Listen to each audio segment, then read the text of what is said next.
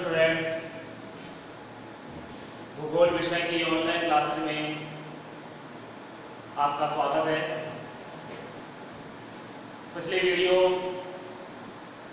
हमारी जनसंख्या से संबंधित मुद्दे पर चल रहा था टॉपिक हमारा। उस वीडियो में हमने भारतीय जनगणना संबंधित आंकड़े तथा जनघनत्व को प्रभावित करने वाले कारकों का अध्ययन किया। हमने ये देखा कि हमारे भारत देश को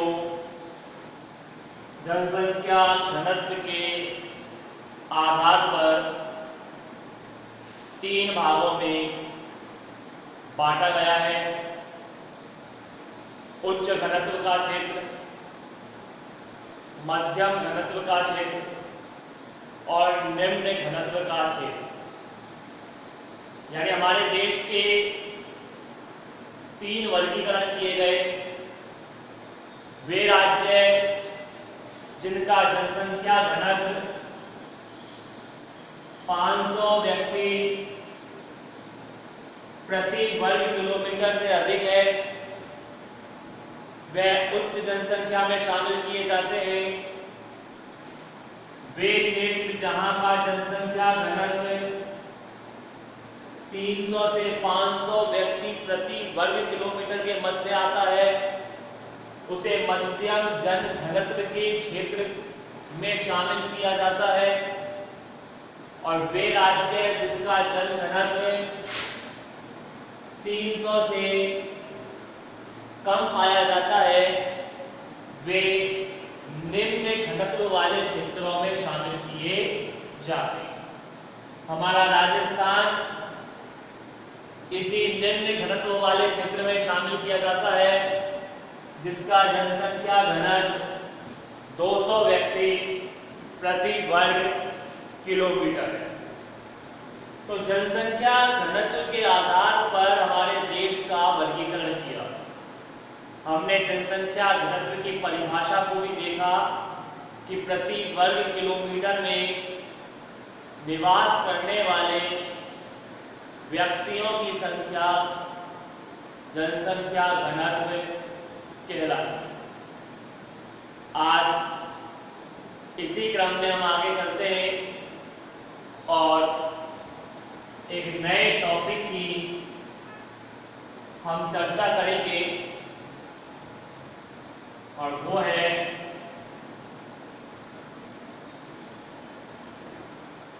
जनसंख्या वृद्धि। जनसंख्या वृद्धि अर्थात एक निश्चित समय में एक निश्चित क्षेत्र में लोगों की संख्या में होने वाला परिवर्तन जनसंख्या वृद्धि कहलाता है। एक निश्चित क्षेत्र में एक निश्चित समय में, समय निश्चित है, ये समय जो निश्चित होता है जनगणना का वो 10 वर्ष होता है। हालांकि 1 वर्ष में भी हम काउंट कर सकते हैं, 2 वर्ष में भी काउंट कर सकते हैं, ऐसा नहीं है। लेकिन जो काउंटिंग कर रहे हैं वो निश्चित होनी चाहिए। ऐसा नहीं कि एक बार तो 1 वर्ष के अंतराल पर काउंटिंग कर ली, अगली बार 5 वर्ष के अंतराल पर करी, फिर 3 वर्ष पर, ऐसा नहीं। एक सीक्वेंस होना चाहिए, एक क्रम चलना चाहिए। अगर 10 वर्ष के अंतराल पर काउंटिंग की जा रही है, जनसंख्या की जनगणना की जा रही है, तो वो 10 साल के अंतराल पर ही होनी चाहिए। और हमारे देश में जनगणना जो होती है 10 वर्ष के अंतराल पर ही होती है। पिछली जनगणना 2011 में हो चुकी है और अगली जनगणना 2021 में होना प्रस्तावित है। लेकिन वर्तमान परिस्थितियों को देखते हुए क्या होता है आगे वो समय बताएगा। लेकिन अभी स्थिति ये है कि जनगणना जो होती है वो 10 वर्ष के अंतराल पर होती है। तो एक निश्चित क्षेत्र में एक निश्चित समय में जनसंख्या में होने वाला परिवर्तन जनसंख्या वृद्धि कहलाता है। ये परिवर्तन या ये वृद्धि दो प्रकार की होती है। एक धनात्मक वृद्धि और दूसरी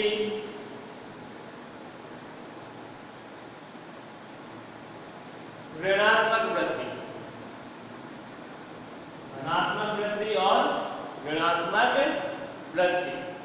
धनात्मक वृद्धि से आशय उस स्थिति से है जिसमें वर्तमान जनसंख्या में आने वाले समय के अंतर्गत जनसंख्या बढ़े, या शॉर्टली मैं आपसे ये कह दूं कि धनात्मक वृद्धि में जनसंख्या बढ़ती है जबकि ऋणात्मक वृद्धि में जनसंख्या घटती है। अब आप मुझसे ये कह सकते हैं कि जब ऋणात्मक वृद्धि में जनसंख्या घट रही है तो उसे वृद्धि क्यों कहा जा रहा है? ये एक विशेष बात आती है। जब जनसंख्या घट रही है तो जनसंख्या का घटना तो वृद्धि तो संभव ही नहीं है, लेकिन फिर भी हम वृद्धि बोल रहे हैं। बिल्कुल वृद्धि बोलेंगे, लेकिन ये वृद्धि ऋणात्मक वृद्धि बोलेंगे। कैसे? जरा इस बात को विस्तार से समझिए। पहले हम धनात्मक वृद्धि के बारे में समझ लेते हैं। एग्जाम्पल के रूप में वर्तमान में प्रेजेंट टाइम में किसी क्षेत्र के अंतर्गत 100 व्यक्ति निवास कर रहे हैं, ठीक है। 20 की मृत्यु हो गई, 100 व्यक्ति वर्तमान में है। एक साल की जनगणना कर रहे हैं, खाली ये ध्यान रखें, एक साल की बात हो रही है।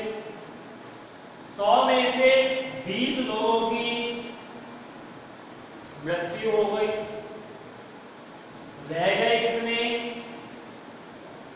80। 40 का नया जन्म हो गया, हो गए कितने? 120। यानी एक साल के बाद जनसंख्या जो हुई वो 120 हो गई। पहले 100 लोग थे, 100 में से 20 मर गए एक साल के अंदर, रह गए 80। उसके बाद 40 का जन्म हो गया, होगा 120। तो ये वृद्धि तो होती है धनात्मक वृद्धि, क्योंकि आप देख सकते हैं 100 लोगों से अब 120 हो गए हैं, 20 लोग बढ़े हैं गए। ओके, तो 120 हो गए, जनसंख्या बढ़ गई। लेकिन दूसरी स्थिति ऋणात्मक वृद्धि है, उसमें क्या होता है? ऋणात्मक वृद्धि के अंतर्गत देखिए आप स्थिति को, वही स्थिति बात कर रहे हैं। 100 लोग थे, वर्तमान में 40 मर गए, रह गए कितने? 7। जन्म हुआ 20 का, कितने रह गए? 80। यानी एक साल पहले जो 100 लोग थे, या कह सकते हैं वर्तमान में 100 लोग हैं, 80 लोग रह गए एक साल के बाद। तो यहां जनसंख्या क्या हो गई? घट गई, 20 लोग कम हो गए यहां से। लेकिन इसको जनसंख्या घटना नहीं कहेंगे, इसे जनसंख्या की ऋणात्मक वृद्धि कहेंगे। ऋणात्मक वृद्धि इसलिए कहा जाएगा क्योंकि इन 20 लोगों का तो जन्म हुआ है, ये तो दुनिया में आए हैं, ये मर गए, उसमें इनका कसूर नहीं है, तो इनकी तो काउंटिंग बढ़ने में ही होगी। ये तो नए आए, इनमें तो वृद्धि हुई है, 20 लोगों का जन्म हुआ है, 20 बालकों का, शिशुओं का जन्म हुआ है, तो ऐसे में यहां तो वृद्धि हुई है, लेकिन मृत्यु दर अधिक है। ऐसे में जनसंख्या ऋणात्मक वृद्धि हुई, धनात्मक वृद्धि नहीं हो पाई। समझे इस बात को आप कि जनसंख्या की धनात्मक वृद्धि और ऋणात्मक वृद्धि का मतलब क्या होता है।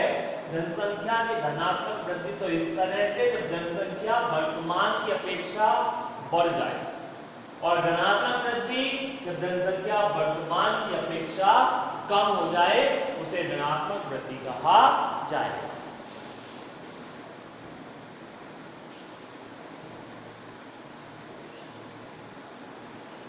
आइए आगे चर्चा करते हैं जनसंख्या वृद्धि के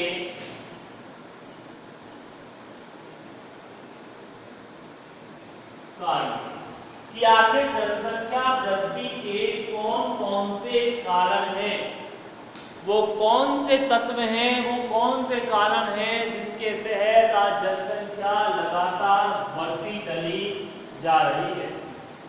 इसमें सबसे पहली बात करें पुरानी परंपरा। आज भी हमारे देश के अंतर्गत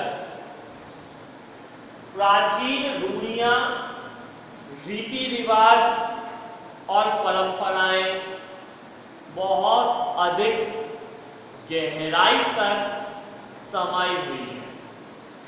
हम चाहे कितना ही प्रयास कर लें, लेकिन उन रीति रिवाजों और परंपराओं से बाहर निकलना मुश्किल लगता है।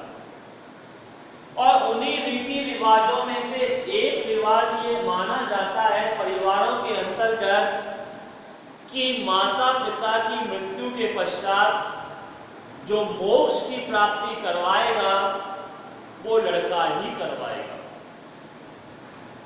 ऐसे पुत्र प्राप्ति की चाह के अंतर्गत शिशुओं का जन्म होता चला जाता है, बालिकाओं का जन्म होता है, कन्याओं का जन्म होता जाता है, और माता पिता तब तक प्रयास करते हैं जब तक एक पुत्र की प्राप्ति नहीं होता, जिस कारण से जनसंख्या लगातार बढ़ती चली जाती है। तो पुरानी परंपराओं में जो पुत्र प्राप्ति की चाह है, ये सबसे बड़ी समस्या आज बनकर उभर रही है। इसके अतिरिक्त शिक्षा का निम्न स्तर, सरकारी प्रयासों के बावजूद, सरकार के द्वारा काफी प्रयास करने के बाद भी आज हमारे देश की साक्षरता दर जो लेटेस्ट आंकड़े हैं उनके आधार पर 77% आती है, 77%। ऐसी स्थिति में आज भी देश के लगभग 23% लोग ऐसे हैं जो अशिक्षित हैं, असाक्षर हैं। बढ़ती जनसंख्या के क्या खतरे हो सकते हैं, इस बात का उन्हें एहसास नहीं होता, और जनसंख्या वृद्धि में वे अपना योगदान देते हैं। ये विशेषकर देखा गया है, वे परिवार जो या तो अशिक्षित हैं या वे परिवार जो निर्धन हैं, जनसंख्या वृद्धि उनके परिवारों में ही ज्यादा देखने को मिलती है। एक एक परिवार में 8-8, 10-10 शिशुओं का जन्म होता चला जाता है। ऐसी स्थिति में जनसंख्या तीव्र गति से बढ़ रही है, और यूं कहें कि जनसंख्या बढ़ नहीं रही हमारे देश में, अपितु जनसंख्या का विस्फोट हो रहा है। जनसंख्या इस गति से बढ़ रही है कि यदि ऐसा ही चलता रहा तो एक समय ऐसा आएगा जब विश्व में हम जनसंख्या के मामले में और किसी मामले में हम आगे हो या ना हो, लेकिन जनसंख्या के मामले में हम विश्व में पहले स्थान पर होंगे। तो आवश्यकता है इस जनसंख्या वृद्धि पर रोक लगाने की। तो शिक्षा का निम्न स्तर यानी अशिक्षा भी विशेष रूप से योगदान देती है जनसंख्या को बढ़ाने में। वही नंबर 3, संयुक्त परिवार।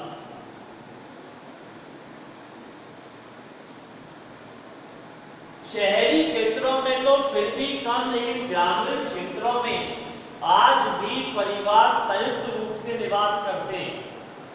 चाचा चाची, ताऊ ताई, दादा दादी सारे मिलकर एक परिवार में रहते हैं। ऐसे में होने वाले शिशु के लालन पालन की किसी को फिक्र नहीं होती। बच्चा यूं ही पल जाता है क्योंकि इतने सारे लोग उसका ख्याल रखने वाले होते हैं। ऐसे में माता पिता के ऊपर इस बात का कोई दबाव नहीं रहता, उन्हें किसी प्रकार की चिंता नहीं होती। शिशु का जन्म होता है, वह पल जाता है, माता पिता बेफिक्र रहते हैं। ऐसे में जनसंख्या वृद्धि होती चली जाती है। तो संयुक्त परिवार के कारण भी जनसंख्या वृद्धि होती है। इसके अलावा मृत्यु दर में गिरावट। मृत्यु दर में गिरावट से आशय आज कई प्रकार की स्वास्थ्य सुविधाएं मौजूद हैं। बड़ी से बड़ी बीमारियों का इलाज संभव है। पहले जहां छोटी मोटी बीमारियां, निमोनिया, खांसी, जुकाम, बुखार से व्यक्ति जब ग्रस्त होता था तो इन्हीं बीमारियों से कई बार व्यक्ति की मौत हो जाती थी। लेकिन आज गंभीर बीमारियां, कैंसर जैसी बीमारियों का भी इलाज ढूंढा गया है। परिणाम यह निकल रहा है कि मृत्यु दर में लगातार गिरावट आ रही है।